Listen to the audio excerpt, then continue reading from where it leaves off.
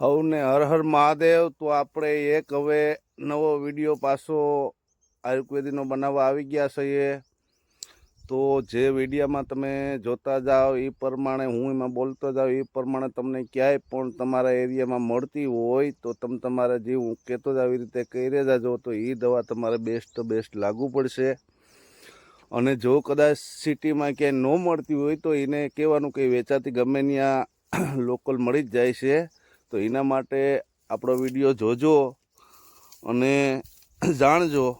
અને આપણે ક્યાંય પણ દેવી વિસ્તારમાં જો કોઈને જરૂર પડતી હોય ને કદાચ ધારો કે ખબર ન હોય તો મારો યુટ્યુબ છે રૂપેશ સોયગામાં, એમાં વિડીયો જઈને જોઈ લેજો. હવને હર હર મહાદેવ. તો ચલો હવે આપણે ઔષધિમાંથી તમને વિડીયો બનાવીએ. હાલો મિત્રો, તો જો આને આટલા કહેવાય, બરાબર. પછી આ આટલામાં એક ફળ થાય છે. એ ફળ શું કામ આવે કે જેને કોઈને લોહીના ટકાવારી ઓછી હોય તો આ ફળ અઠવાડિયું ખાય ને તો પૂરેપૂરી લોહીના ટકાવારી બની જાય એમ. આ એના માટે ઉત્સાહ છે.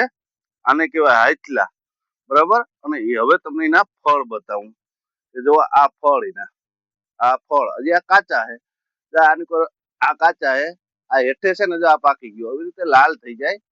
લાલ થઈ જાય ને એટલે એ ફળ આપણે તોડી લેવાના. પછી એમાં ઝીણા કાંટા હોય એને પછી આપણે તાપ કરી અને જે આપણે રોટલી ફેરવાનો સીપીઓ આવે એ સીપીએથી છે ને શેકી નાખવાનું જારમાં ટૂંકમાં. એટલે જે એના કાંટા હોય ને એ ભરી જાય.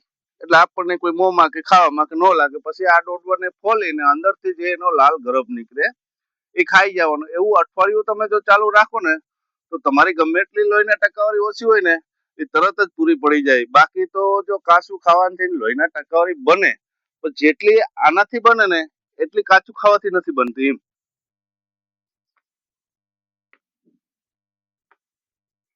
ખરેખર મિત્રો આમાં કડા આમ તો જોવો, આમાં જો ધ્યાન વગરનો કઈ પગ કરી જાય ને તો ટાટિયા વગરના થઈ જાય એમ સહી.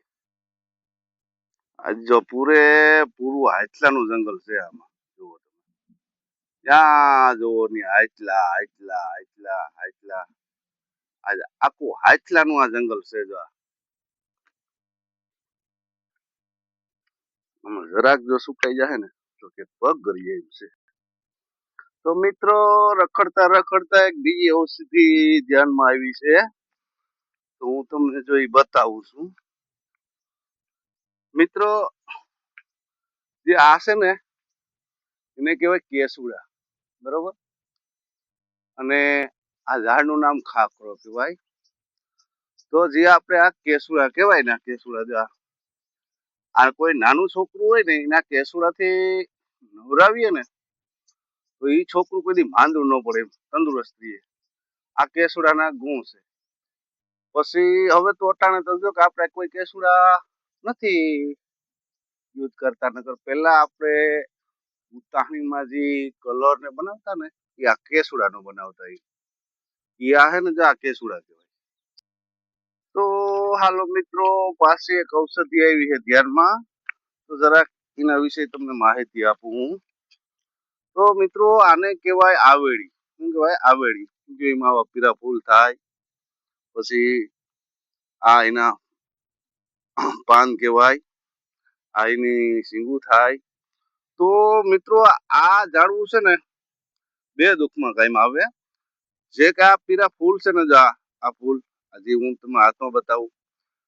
આ ફૂલ તોડી અને એને હૂકવી અને ભૂકી કરીને જો તમે નાવા ટાણે ખંજવાળ, તમને ગમે એવા ટાણે ગમે એવી ખંજવાળ આવતી હોય શરીરમાં, ઓનલાઈન ગમે તો આ એના પાનથી જો તમે ગરમ પાણીમાં પલાળી અને નાવ ને તો અઠવાડિયું 10 દી જો આનો ક્રોસ કરો ને તો અઠવાડિયા 10 દી તમારી ખંજવાળ બધી બેસી જાય, બરાબર. અને આ છે એના પાન, બરાબર. આ પાન, આ પાનનો શું ઉપયોગ લેવાના ખબર? આ પાનને કોઈ પણ હાથમાં પગમાં કે મળ થઈ ગયો હોય અને પગ દુખતો હોય, હાલી ન શકતા હોય તો આના પાન લેવાના, બરાબર. આના પાન લઈ અને પછી આને કૂટડી નાખવાના, ઠાવકા ઠીકા ઠીકી ખાંડી નાખવાના.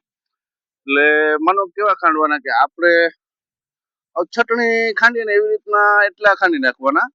પછી ખાંડ્યા પછી એમાં 2 ચમચી હળદર નાખી દેવાની, 2 ચમચી હળદર, 2 ચમચી મીઠું. પછીના તાપમાં ઠીકાઠીક કકડાવી નાખવાનું ટૂંકમાં, કે આપણે જ્યારે વાટતા હોય ને ત્યારે આપણે એમાં પાણી થોડું થોડું નાખી ગયા હોય, નકર ન વટાય. પછી પાણી નાખવાનું નહીં, કઈ વાટવામાંથી નાખ્યું સાચું.